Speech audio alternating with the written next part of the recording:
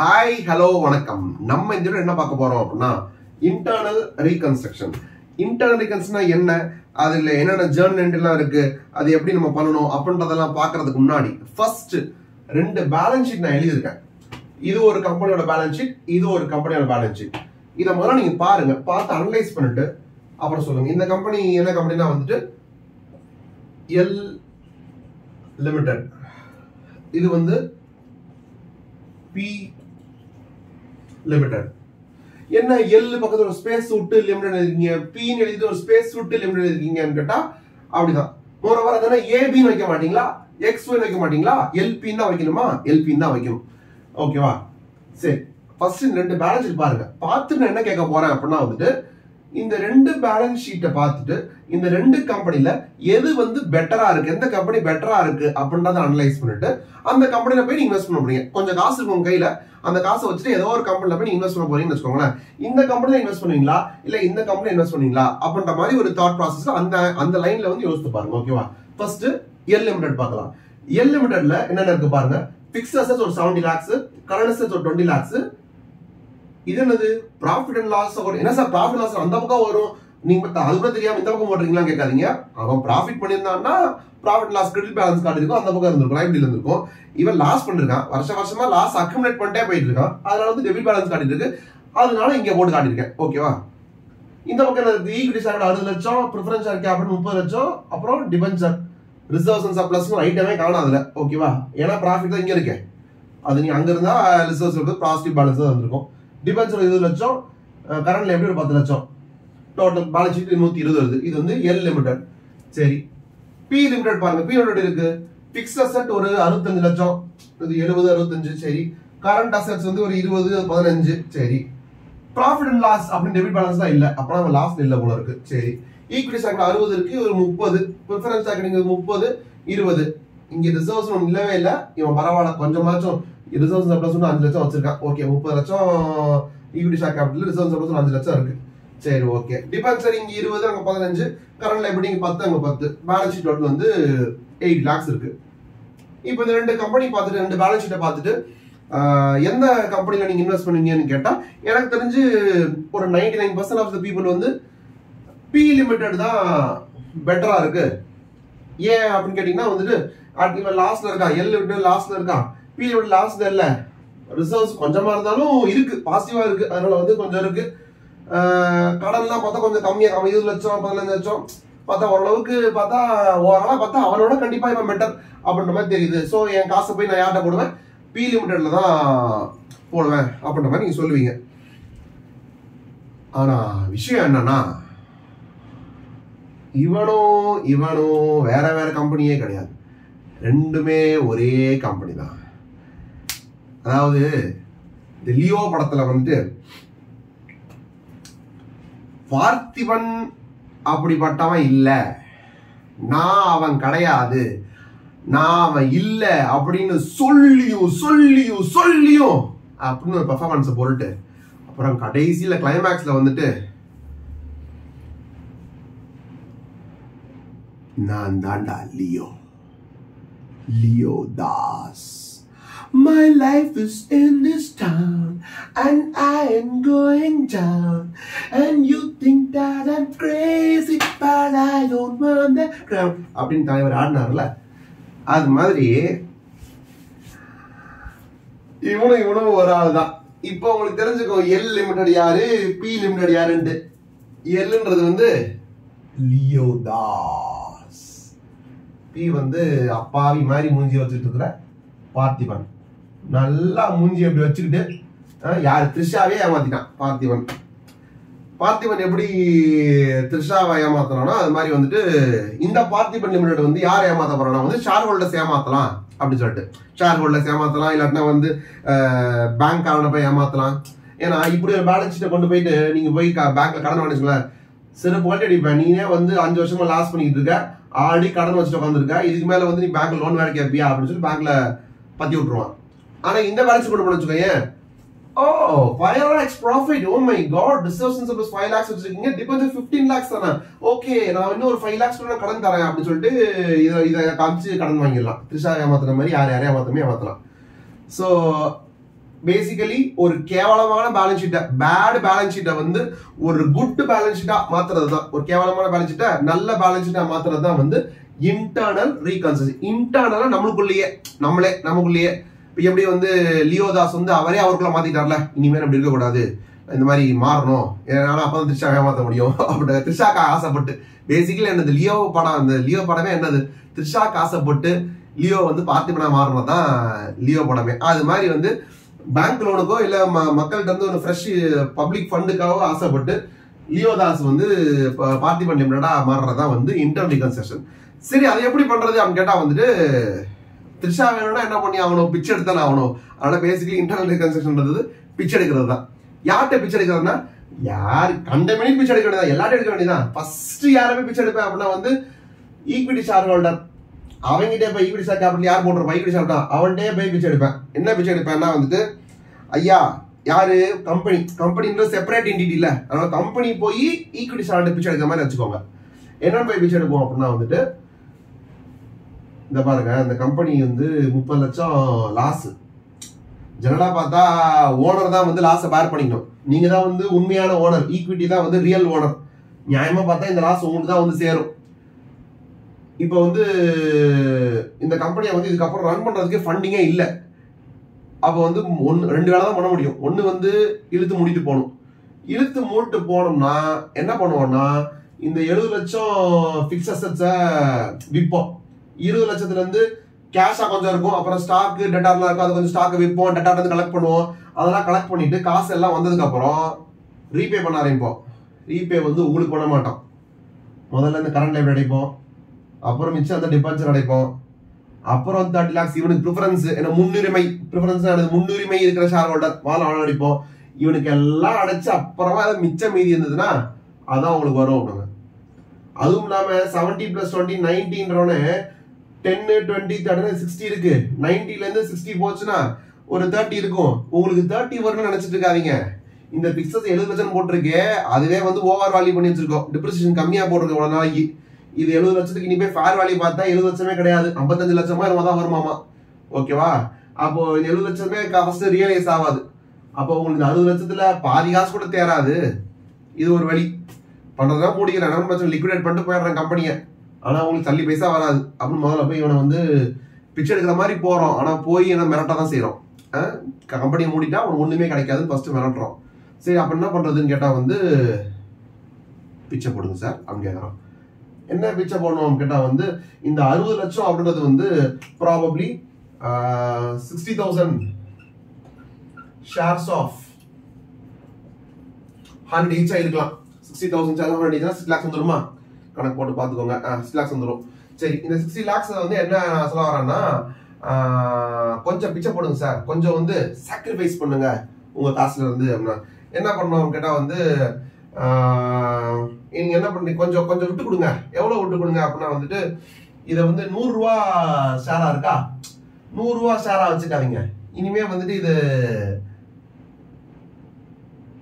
ஒரு 40 ரூபா ஷேரா மாத்திக்கலாம். 100 ரூபா நீங்க பே பண்ணிருக்கீங்க, நான் இல்லைன்னு சொல்ல. ஆனா இனிமே வந்து இந்த 60,000 அப்படின்னு பாத்தீங்களா, இனிமே அது 60,000 100 கிடையாது, 60,000 × 40ன்ற மாதிரி மாத்திக்குவோம். அப்பனா ஒவ்வொரு ஷேர்லயும் ஒரு 60 rupees வந்து நீங்க கிவ் அப் பண்ணிடுங்க அப்படின்ற மாதிரி ஃபர்ஸ்ட் அவனை பிச்சை எடுப்போம். பிச்சை எடுத்தா நீங்க என்ன பண்ணுவீங்க கேட்டா, நீங்க முதல்ல கொடுங்க, நீங்க முதல்ல கொடுத்தீங்கன்னா பார்ப்போம். அப்ப என்ன 60,000 × 60 rupees அப்படின்ற பிச்சை அவன்கிட்ட போய் கேட்கறோம். 6 6 are 36, அப்புறம் ஒரு 4 0 0, அப்புறம் எவ்வளவு வருது, 36 lakhs கிட்ட வருது.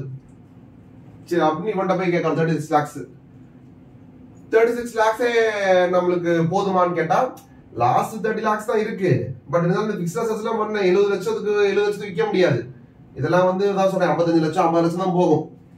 அதனால நம்ம தான் நல்ல பேலன்ஸ்ல மாத்த போறோம்ல, நல்ல பேலன்ஸ் எல்லாத்தையும் கரெக்டா போட்டுருவோம் அப்படின்றதுனால இவன்கிட்ட போய் கேட்டா இவ்வளவு. சரி, அவன் சொல்றான், இப்ப என்ன நான் கடையை மூடிட்டு போனா ஒண்ணுமே எனக்கு கிடைக்காது, இல்ல ரொம்ப கம்மியா கிடைக்கும், இல்லாட்டினா வந்து இதை கொடுத்தேன்னா நீங்க இதை கொடுத்தா நீங்க என்ன பண்ணுவீங்க அப்படின்னு கேட்பான். கொடுத்தா நாங்க கம்பெனி கொஞ்சம் ரன் பண்ணுவோம், 5 வருஷம் ஓட்டுவோம், ஓட்டும் போது ப்ராபபிளி ப்ராஃபிட் வர சான்ஸ் இருக்கு. ப்ராஃபிட் வந்துச்சுன்னு சொன்னா இந்த லாஸ் எல்லாம் ஆட்டோமேட்டிக்கா செட் ஆஃப் ஆகி இல்ல இப்ப செட் ஆஃப் பண்றோம், இதுக்கப்புறம் ப்ராஃபிட் இன்னும் வரலாம், அதுக்கப்புறம் நீங்க ஃபியூச்சர்ல வந்து உங்களுக்கு டிவிடெண்ட் ஏர்ன் பண்ணிட்டு போங்க, ஏர்னிங்ஸ் பர் ஷேர் வரும், டிவிடெண்ட் வரும், அதை நீங்க ஏர்ன் பண்ணிட்டு போகலாம். பட் இப்போ இழுத்து முட்டோம்னா உங்களுக்கு ஒன்றும் சல்லி பைசா கிடைக்காது. அப்போ உடனே ஒரு வழி இல்லாம சரி நான் எவ்வளோ இந்த 60 ரூபாயை நான் விட்டு கொடுக்குறேன், 40 ரூபாயா மாத்திக்கிறேன், இனிமேல் 60 ரூபாயை விட்டு கொடுக்குறேன் அப்படின்றான். அப்போ இந்த 60,000 இன்டூ 60 இந்த 36 lakhs அப்படின்னு சொல்லி நமக்கு ஒரு அமௌண்ட் கிடைக்குது. இது இவங்கிட்ட இருந்து வாங்கின பிச்சை. அடுத்து இவன்ட்ட போறோம், ப்ரிஃபரன்ஸ் சர்க்கிள்ல போறோம். இதே கதை திருப்பி சொல்றோம். ரொம்ப கவலைக்கிடமா இருக்கும் நம்ம கம்பெனி. இப்போ ரன் பண்ணணும்னா காசு வேணும். காசு இப்போ போய் வெளியே போய் கேட்டால் எவனும் தரமாட்டான். அதனால நீங்க கொஞ்சம் விட்டு கொடுங்க. விட்டு கொடுத்தா என்ன ஆகும்? விட்டு கொடுத்தா நாங்கள் பேலன்ஸ்ல வேற மாதிரி மாத்திடுவோம். பார்த்திபனா மாத்திட்டு போய் மூஞ்சி நல்லா மாதிரி வச்சுட்டு போய் திருஷாவை ஏமாத்த போகலாம். அதனால 30 லட்சத்துல கொஞ்சம் காசை கம்மி பண்ணிக்கோங்க. எவ்வளோன்னா வந்து ஒரு 10 லட்சம் அப்படி கேட்குறோம். ஏன் ஏன்டா வந்து கேட்குற? அவன் தானே ஓனரு, அவன்கிட்ட போய் கேட்க வேண்டியதானு கேட்டா, அவன்கிட்ட நாங்கள் ஆல்ரெடி கேட்டோம். அவன் என்ன சொன்னான்? அவன் ஆல்ரெடி வந்து 36 லட்சம் வேணாட்டான். 36 லட்சம் வேணான்ட்டானா? 60 லட்சத்துல 36 லட்சம் வேணான்ட்டானா?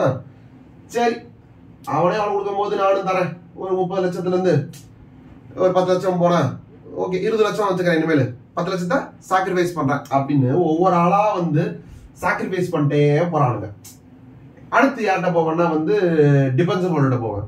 டிபென்சர் ஹோல்டர்கிட்ட போயிட்டு, இந்த பாரு நீ வந்து கடன்காரன் தான், கடன் கொடுத்தவன் தான், ஆனாலுமே வந்து இதை வித்து அங்க இப்ப கொடுக்கும் போது எவ்வளவு வருமானு தெரியாது.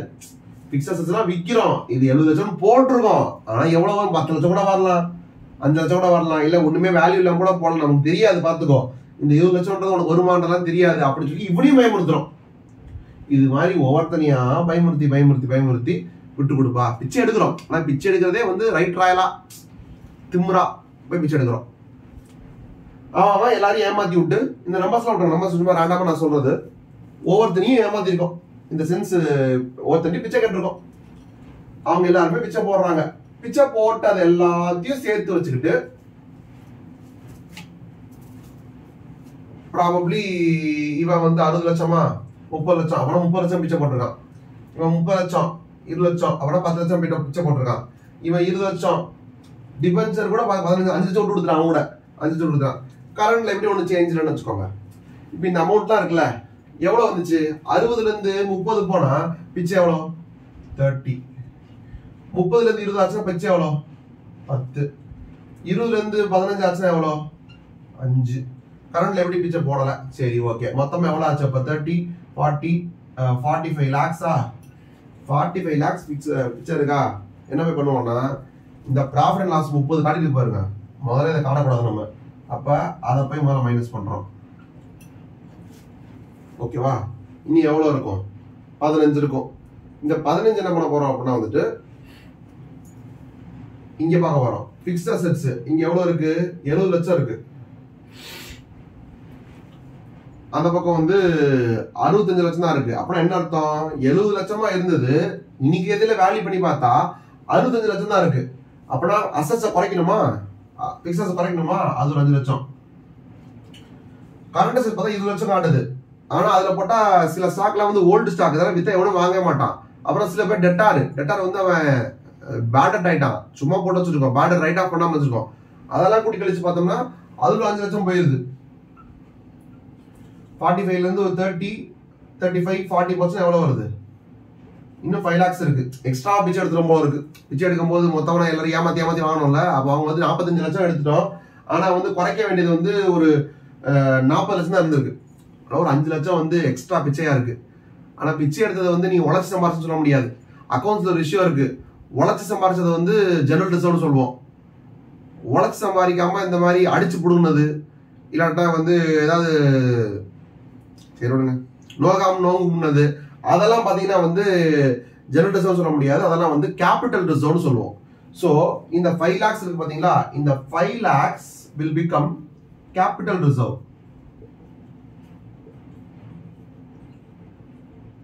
கேபிட்டல் ரிசர்வ்னா எங்க தான் வைக்க போறோம்? நம்ம ரிசர்வ் சர்ப்ளஸ் தான் வைக்கிறோம். அந்த 23 கேஸ்ல சொல்லுவாங்கல்ல, 400 வருடங்களுக்கு பின் பார்ப்பவனுக்கு தெரியவா போகிறது நம்ம இது வரைந்தது என்று அப்படின்ற மாதிரி, இந்த ரிசர்வ் சர்ப்ளஸ் பாக்குறவனுக்கு உள்ள போய் பார்த்தா தெரியும் இது கேபிட்டல் ரிசர்வ். ஓ, அப்படி உழைச்சு சம்பாரிச்சது இல்லையா, புடுங்கினதா அப்படின்ற மாதிரி இருக்கும். அப்போ இந்த 5 lakhs வந்து கேபிட்டல் ரிசர்வ். எப்படி நான் தாண்டா லியோ லியோ தாஸ். அவ்வளவுதான். இவன் வந்து இப்ப அப்படியே வந்து இவனா மாறிட்டான். இவனை வந்து பார்த்தோம்னா என்ன தெரியுமா, சூப்பரா இருக்குப்பா, செம்ம பிசினஸ் பண்ணிருக்கீங்க, நல்லா பண்ணிருக்கீங்க, உங்களுக்கு நல்லா growth இருக்கு, நல்லா யாருனாலும் கடன் கொடுக்கலாம் அப்படின்ற மாதிரி. இல்லாட்டா ஃப்ரெஷ் இஷ்யூ போகலாம், இன்னொரு ஷேர் கேபிட்டல் ரைஸ் பண்ணலாம். அப்போ அதுக்கும் ஆள் வருவாங்க. இதை காசை எவனா கொடுக்கலாம், ஒருத்தரும் வர மாட்டான். இதுக்குன்னா திருச்சாவே ஏமாறுவாங்க. அவ்வளவுதான் வித்தியாசம். ஸோ இதான் வந்து இன்டர்னல் கன்ஸ்ட்ரக்ஷன். ஸோ ஃபர்ஸ்ட் போய் ஒவ்வொருத்தண்டியா போய் பிச்சை எடுக்க வேண்டியது. பிச்சை எடுத்ததுக்கு அப்புறம் அந்த பிச்சை எடுத்த காசை வச்சு தேவையில்லாத ஆணிகளா இருக்கு பாருங்க. ப்ராஃபிட் அண்ட் லாஸுக்கும் நான் சும்மா ஒரு எக்ஸாம்பிள் சொல்லியிருக்கேன். இது போல அப்படியே வந்து குட்வில், பேட்டன்ட் அது மாதிரி இருக்கலாம். குட்வில் அசியம், இதுக்குள்ள ஒரு குட்வில் ஒன்று இருக்குன்னு வச்சுக்கோங்க. அதாவது கம்பெனியே லாஸ்ல இருக்கான், லாஸ்ட்ல இருக்க கம்பெனிக்கு என்ன டேஸ் ஒரு குட்வில். அப்ப அது குட்விலே கிடையாது, சும்மா அது பேருக்கு போட்டு வச்சிருக்கீங்க. அப்ப அது ரைட் ஆஃப் பண்ண வேண்டிய குட்வில். ரைட் ஆஃப் எங்க பண்ணணும், பீனலுக்கு ரைட் ஆஃப் பண்ணணும் இல்லையா, ஜெனரலா பீனல் ரைட் ஆஃப் பண்ணணும். ஆனா நம்ம என்ன பண்றோம், இன்டர்னலி ரீகன்ஸ்ட்ரக்ட் பண்ணிருக்கோம் இல்லையா. அதனால இந்த வேலையை எல்லாத்தையும் எதுல பண்ணணும்னா பீனலுக்குலாம் பண்ணக்கூடாது, ரீகன்ஸ்ட்ரக்ஷன் அப்படின்னு ஒரு அக்கௌண்ட் யூஸ் பண்ணணும். ஓகேவா. ரீகன்ஸ்ட்ரக்ஷன் அக்கௌண்ட்ல நீங்க யார் யாரெல்லாம் விட்டு விடுறாங்களோ, சாக்ரிஃபைஸ் பண்றாங்களோ, பிச்சை போடுறாங்களோ அதெல்லாத்தையும் கிரெடிட் பண்ணிக்கலாம். ஏன்னா இப்போ ஈக்விட்டி ஷேர் 60 லட்சம் இருக்கு, இனிமே ஈக்விட்டி ஷேர் எவ்வளவா இருக்கு, 30 லட்சம் தான் இருக்கு. அப்ப பாக்கி 30 லட்சம் இனிமே equity share capital share holders கொடுக்க வேணாம்ல. அப்ப ஒருத்தருக்கு கொடுக்க வேணாம் அப்படின்னு சொல்லிட்டா அது கம்பெனி பாயிண்ட் ஆஃப் வியூல இருந்து ப்ராஃபிட் தானே நமக்கு அது. அதே மாதிரி ப்ரிஃபரன்ஸ் ஷேர் கேபிட்டல் வந்து 30 லட்சம் இருக்கு, இனிமே வந்து 20 லட்சம் தான் இருக்கு. அப்போ விட்டு கொடுத்தனால நாம கொஞ்சம், அப்ப அதை விட்டு கொடுத்தது வந்து கம்பெனிக்கு வந்து ப்ராஃபிட் மாதிரி தானே. அப்ப அது எல்லாத்தையுமே வந்து ரீகன்ஸ்ட்ரக்ஷன் அக்கௌண்ட்ல வந்து கிரெடிட் பண்ணிக்கிட்டே வரணும். ஸோ நீங்க ஜேர்னல் என்ட்ரி என்ன சார் இதெல்லாம் ஓகே, ஜேர்னல் என்ட்ரி என்ன கேட்டா வந்து ஈக்விட்டி ஷேர் 60 இருந்துச்சா, ஈக்விட்டி ஷேர் கேபிட்டல் அவன் என்ன பண்ணிருக்கான், பாதியை வேணாம்னு சொல்லிருக்கானா, ஈக்விட்டி ஷேர் கேபிட்டல்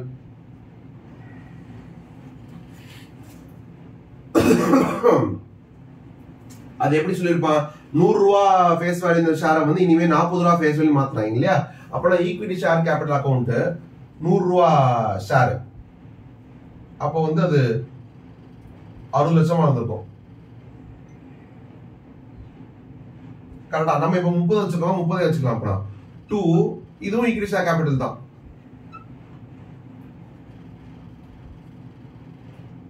ஆனா இது வந்து 15 வச்சுக்கோங்க, ஏன்னா அது வச்சு 30 லட்சமா மாத்திருக்கோம், அதனால 15 வச்சுக்கோங்க.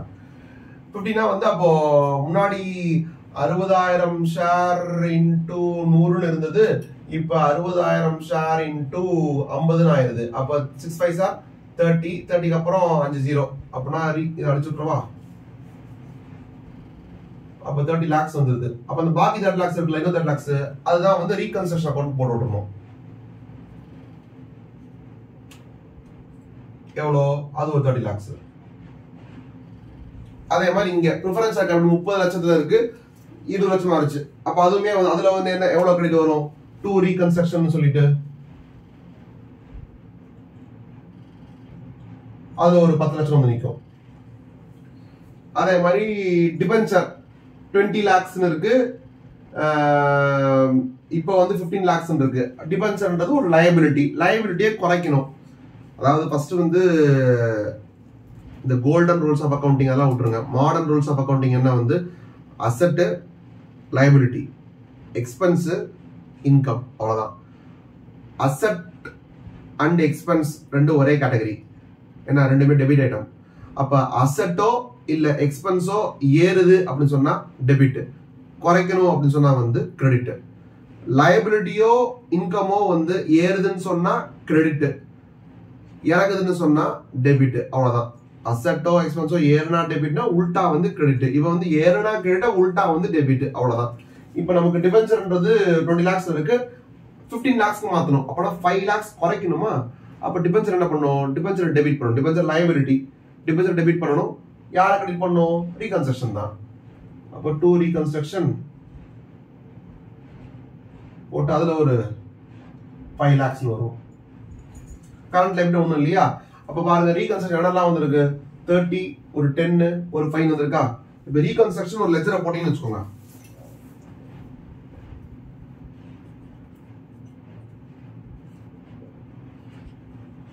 அந்த இடத்துல வந்து பை ஈக்விட்டி ஷேர் கேபிட்டல்னு சொல்லி ஒரு 30 lakhs வரும்.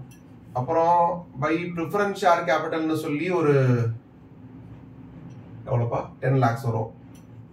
அப்புறம் பை டிபென்ச்சர்னு சொல்லி அவன் ஒரு 5 lakhs வரும். பேசிக்கலி இந்த 45 வந்துருச்சா இந்த பக்கம். இதுக்கப்புறம் என்ன பண்ணணும், அசெட் பிக்ஸ்ட் அசெட் 70 ரீவால்யூட் அட் 65 அப்புறம் 5 குறைக்கணுமா. அசெட் குறைக்க அசெட் கூட்டணும்னா டெபிட்னு சொன்னேன், குறைக்கணும்னா கிரெடிட். அப்ப அசெட் கிரெடிட் பண்ணும், யாரை டெபிட் பண்ணும், ரீகன்ஸ்ட்ரக்ஷன் ஜெனரலா லாஸ் இருந்துச்சுன்னா யாரை டெபிட் பண்ணும், பிஎன்எல் அக்கௌண்ட் டெபிட் பண்ணும். ஆனா இந்த இன்டர்னல் ரீகன்ஸ்ட்ரக்ஷன் பண்ணிருக்கும் போது பிஎன்எல் அக்கௌண்ட் ஒன்று கிடையவே கிடையாது. பிஎன்எல் அக்கௌண்ட்ல என்னெல்லாம் பண்ணுமோ அது எல்லாமே எதுல பண்ணிடணும் அப்படின்னு சொன்னா ரீகன்ஸ்ட்ரக்ஷன் அக்கௌண்ட்ல பண்ணிடணும். Treat reconstruction account as your profit loss account. அப்போ பிக்ஸ்ட் அசெட் ரைட் ஆஃப் பண்ணணும்.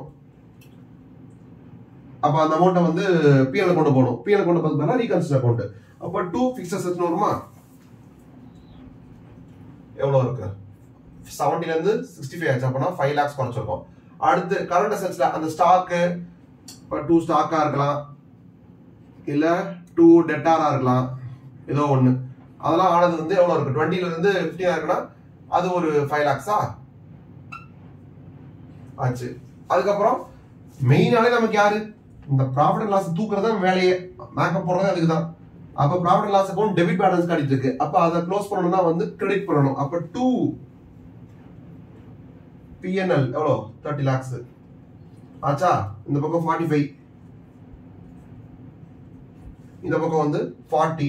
அப்பனா பாக்கி ஒரு 5 இருக்குல்ல, அதான் எங்க பண்ணணும், கேபிட்டல் ரிசர்வ் அப்படின்னு சொல்லி 5 lakhs அப்படின்னு போட்டோம்னா இந்த நம்பர்லாம் அந்த நம்பரா மாறிடுவான். அப்புறம் கேபிட்டல் ரிசர்வ் ஒன்று கிரியேட் ஆகும். இதான் வந்து இன்டர்னல் ரீகன்ஸ்ட்ரக்ஷனோட ஷார்டஸ்ட் வெர்ஷன். பிச்சை எடுக்கணும், பிச்சை எடுத்ததை கிரெடிட் பண்ணிக்கணும். ரீகன்ஸ்ட்ரக்ஷன்ல எடுத்த பிச்சையை வந்து யூஸ் பண்ணணும். லாஸ் ஆர் குட்வில் பேட்டன்ட் அதெல்லாம் இருந்துச்சுன்னு சொன்னா ரைட் ஆஃப் பண்ணணும். ரைட் ஆஃப் பண்றதுக்கு அந்தந்த அதெல்லாம் அசெப்ட். அப்போ அதை அசெப்ட் ரைட் ஆஃப் பண்ணணும்னா அதெல்லாம் கிரெடிட் பண்ணணும். ரீகன்ஸ்ட்ரக்ஷன் டெபிட் பண்ணணும், அவ்வளவுதான். So reconstruction account debit to அவனெல்லாம் பண்றோம்.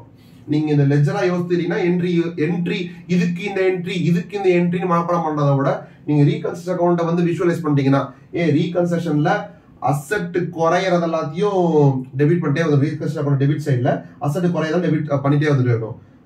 லயபிலிட்டி யாராவது குறைஞ்சதுன்னு சொன்னா இந்த பக்கம் மட்டும் வரணும். சம்டைம்ஸ் சில பேர் வந்து ஏஆர் கூட செய்வாங்க. இப்போ கரண்ட் டெய்லி 10 லட்சம் வேணும், ஆனா அவன்கிட்ட போய் கேட்க போனா 10 லட்சம் கிடையாது தம்பி, முதல்ல 11 லட்சம் நீ கொடுக்க வேண்டியது இருக்கு, நீ ஒரு பில்ல நீ அக்கௌண்ட் பண்ணாம இருக்க அப்படின்னு சொல்லி அவன் சொல்லுவான் சம்டைம்ஸ். அப்போ வந்து 10 லட்சம்ன்றது 11 லட்சமா கூட ஆக சான்ஸ் இருக்கு சம்டைம்ஸ். அப்படி 11 லட்சமா ஆச்சுன்னு வச்சுக்கோங்களேன்.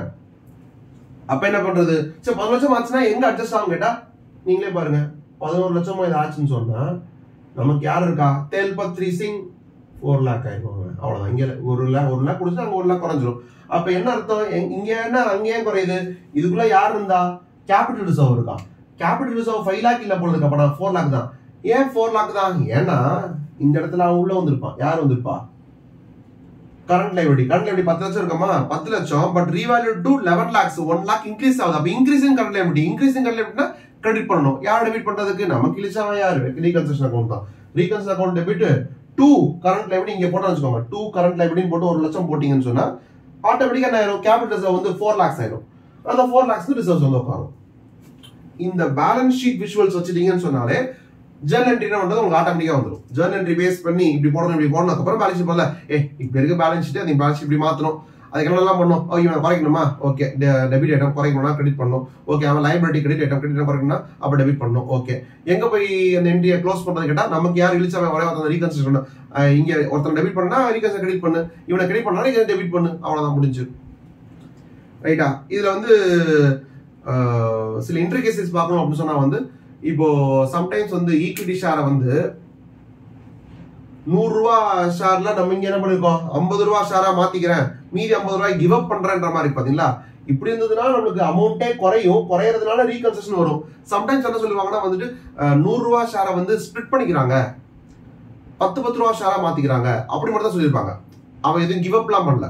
அப்ப இவ்வளவு நாள் ஒரு ஷேர்ன்றது ஒரு 100 ரூபாய் ஷேர் வச்சிருந்தாங்கன்னா இனிமே வந்து 10 ரூபாய் ஷேர் வச்சு பண்ற மாதிரி மாறுது. இது ஜஸ்ட் ஷேர் ஸ்பிளிட். இப்படி ஷேர் ஸ்பிளிட் ஆச்சுன்னா வந்து இந்த ஆக்சுவலா பிச்சை போடவே இல்லை, அதோட ரீகன்ஸ்ட்ரக்ஷன் அக்கௌண்ட் வரவே வராது. ஷேர் கேபிட்டல் அக்கௌண்ட் அப்படின்னு போட்டு 100 ரூபாய் ஃபேஸ் வேல்யூன்னு போட்டு 60 லட்சத்தை போட்டுட்டு திருப்பி ஈக்விட்டி ஷேர் கேபிட்டல் அக்கௌண்ட்டே போட்டு பிராக்கெட்ல வந்து ஃபேஸ் வேல்யூ வந்து 10 ரூபா அப்படின்னு போட்டு அதே 60 லட்சம் போடணும். 60 லட்சம் என்ட்ரி போட்டா அது வந்து மீனிங்லெஸ் தான் இல்லையா அது. ஸோ சம்டைம்ஸ் என்ன சொல்றாங்க, ஈக்விட்டி ஷேர் கேபிட்டல் போடாம கூட விடுவாங்க, அந்த என்ட்ரியை போடாம கூட விடுவாங்க. ஏன்னா 100 ரூபாய் ஃபேஸ் வேல்யூ வந்ததை இனிமே 10 rupees ஷேரா மாத்திட்டாங்க, அவ்வளவுதான். ஜஸ்ட் ஷேர் ஸ்பிளிட், இல்ல ரீகன்செஷன் வரைய தேவையில்லை, என்ட்ரியே போடலன்னா கூட பிரச்சனை கிடையாது. பட் நம்ம சேஃபர் சைட்ல வந்து ஈக்விட்டி ஷேர் கேபிட்டல் 100 ரூபா 60 லட்சம், equity share capital 2 equity share capital 10 ரூபா 60 லட்சம் அப்படின்னு போட போறோம். ரைட். அதே மாதிரி வேற என்ன நடக்கும் அப்படின்னா வந்துட்டு, இந்த டிபென்ச்சர் இருக்கா பார்த்தீங்களா, டிபென்ச்சர் வந்து விட்டு கொடுப்பான், விட்டு கொடுக்கும் போது அவனுக்கு கொஞ்சம் செட்டில்மெண்ட் பண்ற மாதிரி இருக்கும். செட்டில்மெண்ட் பண்றதை என்ன பண்ணுவீங்க, ஏதாவது காசு கொடுத்து செட்டில் பண்ணலாம், இல்லாட்டா என்ன பண்ணலாம், ஈக்விட்டி ஷேர் இஷ்யூ பண்ணலாம். இப்ப டிபென்ச்சர் வந்து இப்ப இங்க 20 லட்சம் இருக்கான், அங்க 15 லட்சம் ஆயிருக்கான்னு சொன்னா அவன் வந்து 5 லட்சத்தை இந்த கேஸ்ல விட்டு கொடுத்துருக்கான். ஆனா எல்லா கேஸ்லயும் விட்டு கொடுத்ததா கூட இருக்கணும் அவசியம் கிடையாது. அவன் 5 lakhs இமீடியட்டா பேமெண்ட் வாங்குறான்னு கூட சொல்லலாம். 20 lakhs 14% இன்ட்ரெஸ்ட் ரேட்டா இருக்கேன், இனிமே நான் என்ன பண்றேன், 14% இன்ட்ரெஸ்ட் இல்ல, நான் 10% தான் மாத்திக்கிறேன், 10% தான் மாத்திக்கிறேன். ஆனா வந்து ஒரு குறிப்பிட்ட அமௌண்ட் எனக்கு இப்ப பே பண்ணிடு, ஒரு 20 இருக்கானா 5 அப்போ ஒரு அமௌண்ட் பே பண்ணிடு. எப்படி பே பண்ணா வந்து ஈக்விட்டி ஷேர் இஷ்யூ பண்ண எனக்கு அப்படி ஒரு சான்ஸ் இருக்கு. அப்ப நம்ம ஈக்விட்டி ஷேர் இஷ்யூ பண்ணி இவனை குறைச்சு வர மாதிரி இருக்க சான்ஸ் இருக்கு. அப்ப என்ட்ரி எப்படி வரும், 14% டிபென்ச்சர் மொத்தமா குறைக்கணும், 20 லட்சமும் போயிடுச்சு. அப்ப 14% டிபென்ச்சர் 20 lakhs, 2 எவ்வளவு அமௌண்ட் 20 lakhs 15 lakhs தான் இருக்கும் போது, அப்படின்னா 2 வந்து 10% டிபென்ச்சர் 15 lakhs, பாக்கி 5 lakhs அவன் விட்டு கொடுக்குறானா இல்ல ஷேர் வாங்கிட்டு போறானா, ஷேர் வாங்கிட்டு போறான். அப்ப 2 ஈக்விட்டி ஷேர் கேபிட்டல் ஒரு 5 லட்சம், இப்படி போட்டு முடிக்கிற மாதிரி வரலாம். இங்கதான் ஒரு முக்கியமான பாயிண்ட். அப்போ அவன் ஷேருக்கு வாங்கிட்டு போறான், ஷேர் கேட்கறான் அப்படின்னு சொன்னா அப்போ ஷேரை கொடுத்து கூட செட்டில் பண்ணலாம் போல இருக்கு அப்படின்ற மாதிரி ஒரு பாயிண்ட் வருதுல்ல. ஷேரை கொடுத்து செட்டில் பண்ணாங்கன்னா நாம ஏன் ஷேர் ஹோல்டர்ஸ்ட போயிட்டு அமௌண்ட்டை விட்டு கொடுங்கன்னு சொல்லணும், நம்ம இன்ஸ்டன்ட் ஷேரவே விட்டு கொடுக்கன்னு சொல்லாமே, சரண்டர் பண்ண சொல்லாமே, ஷேரவே சரண்டர் பண்ண சொல்லாமே அப்படின்ற மாதிரி ஒரு பாயிண்ட் இருக்கு இல்லையா. நீ எப்ப அமௌண்ட்டை விட்டு விடுற, 100 ரூபா ஃபேஸ் வேல்யூ, அதுல வந்து 40 ரூபா மட்டும் வச்சுக்கலாம், 60 ரூபாய் விட்டு கொடுக்குறேன் அப்படின்னு சொல்றதுக்கு பதிலா, இல்ல 50 ரூபாய் வச்சுக்கிறேன் இன்னொரு 50 ரூபாய் விட்டு கொடுக்குறேன் அப்படின்னு சொல்றதுக்கு பதிலா, இப்ப இந்த கேஸ்ல 50 ரூபாயை விட்டு கொடுத்து 50 ரூபாய் வச்சுக்கிறதுக்கு பதிலாக நம்ம என்ன பண்ணலாம் அப்படின்னா வந்து 100 ரூபாய் ஷேரை 50 rupees ஷேரா பிரிக்கலாம். பிரிச்சோம்னா முன்னாடி வந்து இப்ப 60,000 ஷேர் ஆஃப் 100 ஈச் இருக்குன்னு சொன்னா இனிமே என்ன ஆயிரும், இந்த 100 ரூபான்றது 100 ரூபாய் கிடையாது, 50 rupees ஷேர். அப்புறம் வந்து எத்தனை ஷேர் ஆயிரும், இது 1,20,000 ஷேர்ஸ் ஆயிரும். 60,000 into 100க்கு பதிலா 120,000 ஷேர்ஸ் ஆஃப் 50 ஈச்னு போடலாம்ல. ரெண்டு சேம் தானே, ரெண்டுமே சேம் 6 லட்சம் தானே வரும். 120 into 12 into 5 60 ஆயிரும். 60க்கு அப்புறம் ஒரு 4 0 5 0, ஸோ 5 0 அப்புறம் 60 கரெக்டா. அப்புறம் ரெண்டு அமௌண்ட் சேம் தான். அப்பனா இது ஷேர் ஸ்பிளிட் பண்ணிட்டு ஆளுக்கு நீங்க வச்சுட்டு இருக்க ஷேர்ஸ்ல பாதி ஷேர் எனக்கு கொடுத்துருங்கன்றோம். அப்ப 60,000 ஷேரை ரெண்டா பிரிச்சு, இது மாதிரிதான் பேப்பர் ரெண்டா பிரிச்சு, இந்தா இனிமே இது உன் பேப்பர் கொடு, பேப்பர் ஃபுல்லா கொடு, ஓகேவா, டக்குன்னு பிரிச்சுட்டு இனிமே இது 50 இது 50, இனிமே இந்த 50 மட்டும் வச்சுக்கோ. புரியுதா? ஷேர் ஹோல்டர் வந்து 100 ரூபாய் ஷேர் வச்சிருக்கான், அவன்கிட்ட இருந்து அதை வாங்கிட்டு 100 ரூபாய் கொடுத்துருக்க, 100 ரூபாய் ஷேரு. ஆனா அண்ணனுக்கு நிறைய லாஸ் ஆயிடுச்சு, அதனால ஒரு 50,000 சாக்ரிஃபைஸ் பண்றியா? சரிங்க. என்ன பண்றேன், இந்த 100 ரூபாய் ஷேர் பத்தியா ரெண்டா பிரிச்சுடுறேன், இது 50 இது 50, புதுசா ரெண்டு 50 ரூபாய் ஷேரை மாத்திடுறேன். அந்த 50 ரூபாய் ஷேர் ஒரு ஷேர் நீ வச்சுக்கோ, நானே வச்சுக்கிறேன்.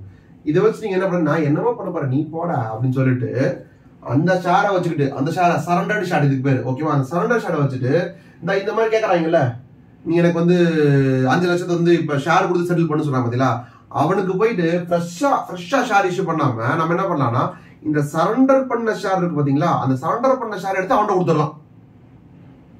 அப்ப ஈக்விட்டி ஷேர் ஹோல்டர்ஸ் இருந்து அடிச்சு போடுங்க சரண்டர்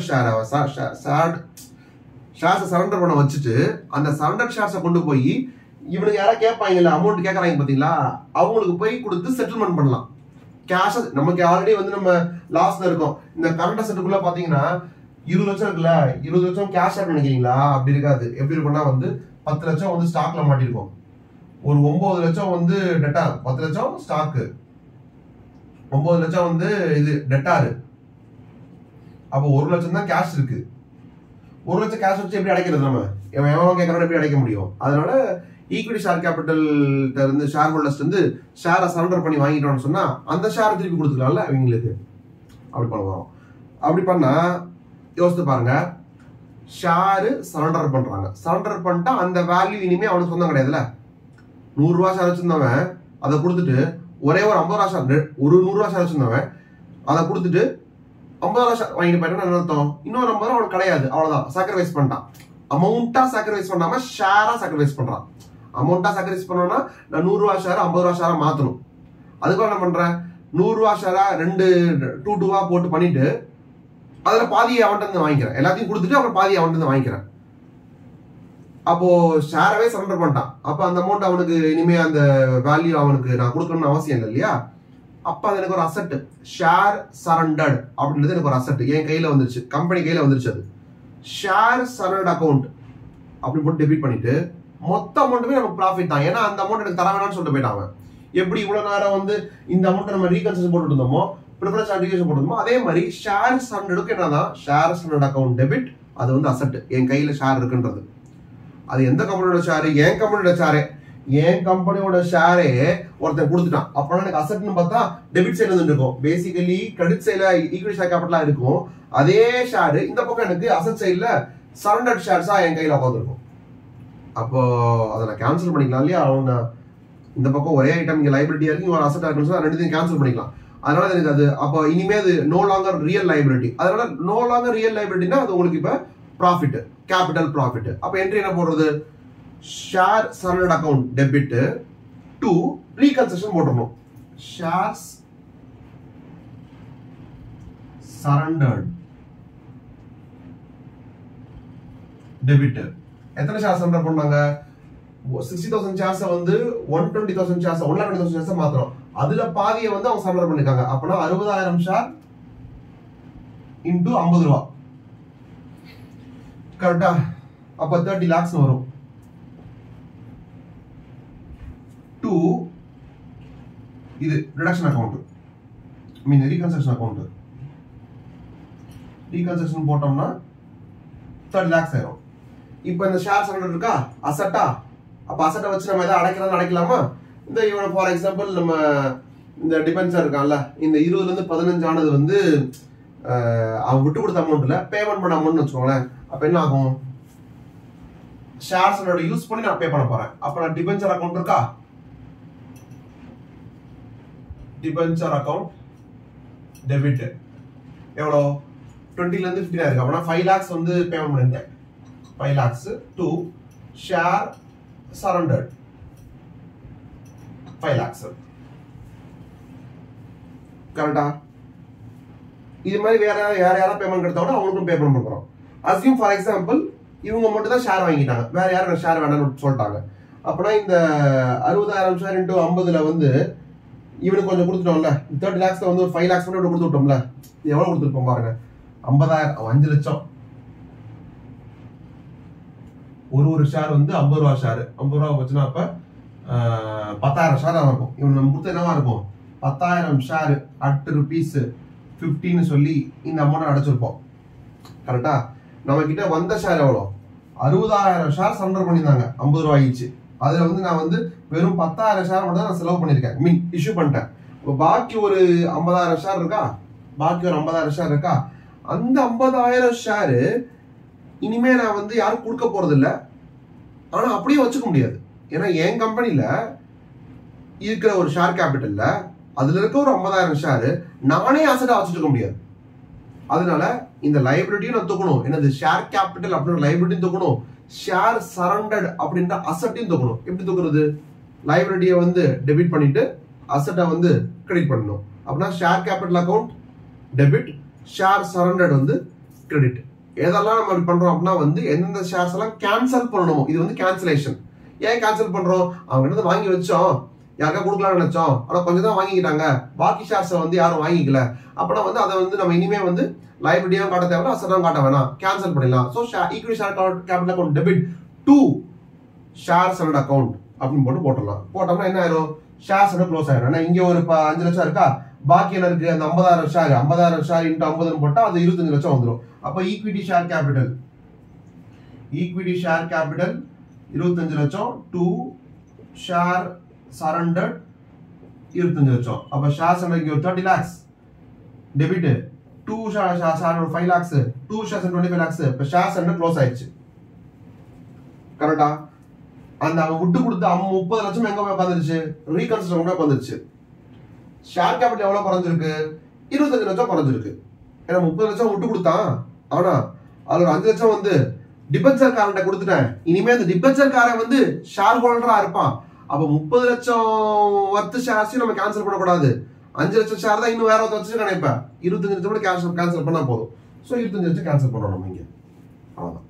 அப்ப முன்னாடி வந்து இது 60 லட்சம் ரூபாய் ஈக்விட்டி ஷேர் கேபிட்டல் இருக்கும்ல, அது வந்து 25 மட்டும் கேன்சல் ஆகும். 30 கேன்சல் ஆகுது. 25 மட்டும் கேன்சல் ஆகும். 25 கேன்சல் ஆகி இனிமே வந்து 35 lakhs இருப்பான். இவ்வளவுதான். நீங்க வந்து இல்லஸ்ட்ரேஷன்ல எடுத்து பாத்தீங்கன்னு சொன்னா இந்த ஷேர் சரண்டரை வந்து வேற மாதிரி போட்டு வச்சிருப்பான். ரொம்ப கன்றாவியா இருக்கும். அப்படி போடணுன்ற அவசியமே இல்லை. இப்ப நான் சொன்ன லாஜிக் படி நீங்க அதை போட்டு பாத்தீங்கன்னா ஓவராலா இருக்க நெட் அமௌண்ட் கரெக்டா வந்துடும். முடிஞ்சா நானும் வந்து ஒரு செப்பரேட் வீடியோ போடுறேன். ஷேர்ஸ் அந்த இல்லஸ்ட்ரேஷன் எடுத்துக்கிறேன். அவன் என்ன போட்டிருக்கான்னு போட்டுட்டு கடைசி நெட் எஃபெக்ட் போட்டு காட்டிட்டு இப்ப பேசணும் பாத்தீங்களா, ஷேரை சரண்டர் பண்ணும்போது ஷேர் சரண்டர் டு ரீகன்ஸ்ட்ரக்ஷன் மொத்தமா போட்டு ஒரே என்ட்ரியில முடிச்சு விட்டுட்டு அதுக்கப்புறமா ஷேர் சரண்டர் யாருக்காவது கொடுத்தேன்னா அப்ப அவனுக்கு பேமெண்ட் மாதிரி 2 ஷேர்ஸ் போட்டுட்டு எதெல்லாம் இன்னும் கையில மிஞ்சி இருக்கோ அதை வந்து ஷேர் கேபிட்டல் 2 ஷேர்ஸ் போட்டு க்ளோஸ் பண்ணாலும் அவன் போட்டிருக்க மெத்தடுக்கும் நம்ம போடுறதுக்கும் ஒரே மாதிரி தான் ஒரு இன்ஃபேக்ட் இது மோர் லாஜிக்கல் அப்படின்றது வந்து நான் ஒரு சம்மா வந்து நான் போட்டு காட்டுறேன். இப்போதைக்கு இதை அண்டர்ஸ்டாண்ட் பண்ணிக்கோங்க. அவ்வளவுதான். சரிங்க, எல்லாம் பண்ணதுக்கு அப்புறம் இந்த ரீகன்ஸ்ட்ரக்ஷன் அக்கௌண்ட்ல ஒரு பேலன்ஸ் இருக்கு. அதான் முன்னாடியே சொல்லிட்டேன். ரீகன்ஸ்ட்ரக்ஷன் அக்கௌண்ட்ல எல்லாம் இருக்கிற not only profit and loss account தேவையில்லாத கிரிஞ்ச் அசெட் ஏதாவது இருந்துச்சுன்னா குட்வில் பேட்டன்ட் ஏதாவது கன்றாவே அது இன்டான்ஜிபிள் அசெட்ல இருக்கும். இன்டான்ஜிபிள் சொல்றோம், ஆனா உண்மையில அது வேல்யூ கண்ணுக்கு தெரியாது. இந்த இன்டான்ஜிபிள் அப்படின்னாலே இது பிரச்சனைங்க. இன்டான்ஜிபிள் என்ன பிரச்சனை? கண்ணுக்கு தெரியாது. கண்ணுக்கு தெரியாது அப்படின்னு சொன்னா வந்து கண்ணுக்கு தெரியாது ஆனா இருக்கு, நீ பிளைண்டா பிலீவ் பண்ணு அப்படின்னு சொன்னாலே அது பிரச்சனை தான். இருக்குன்னு ப்ரூவ் பண்ணணும். நீ தானே சொல்ற இருக்குன்னு சொன்னா ப்ரூவ் பண்ணு. ஏதாவது ஒரு எவிடன்ஸ் இருக்கணும். அதுக்கு எவிடன்ஸ் இல்லைன்னு சொன்னா அது வந்து as good as fictitious asset. நான் ஸ்டில் வந்து நான் இன்டான்ஜிபிள் அசெட் ஃபிக்டிஷியஸ் பத்தி பேசிட்டு இருக்கேன், அக்கௌண்ட்ஸ் பத்தி நான் பேசிட்டு இருக்கேன், வேற எதை பத்தியும் பேசல. இருக்கு அப்படின்னு சொன்னா ப்ரூவ் பண்ணணும். ப்ரூவ் பண்ண முடியல அப்படின்னு சொன்னா எப்படி இந்த ப்ராஃபிட் அண்ட் லாஸ் எப்படி ரைட் ஆஃப் பண்ணி தூக்கி எறிஞ்சோமோ அதே மாதிரிதான் அந்த ஃபிக்டிஷியஸ் அசெட்டையும். யார் அந்த ஃபிக்டிஷியஸ் அசெட் ஆயிட்டாப்ப? கண்ணுக்கு தெரியாத அந்த இன்டான்ஜிபிள் அசெட்டையும் நம்ம என்ன சொல்லுவோம்?